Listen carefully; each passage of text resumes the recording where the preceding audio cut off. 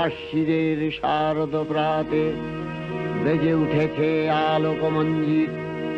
ধরণীর বহিরাকাশে অন্তরিত মেঘমালা, প্রকৃতির অন্তরাকাশে জাগরিত জ্যোতির্ময়ী জগন্মাতার আগমন বার্তা। আনন্দময়ী মহামায়ার পদধ্বনি অসীম ছন্দে বেজে উঠে রূপলোক ও রসলোকে আনে নবভাব মাধুরীর সঞ্জীবন। তাই আনন্দিতা শ্যামলী মাতৃকার চিন্ময়ীকে মৃন্ময়ীতে আবাহন।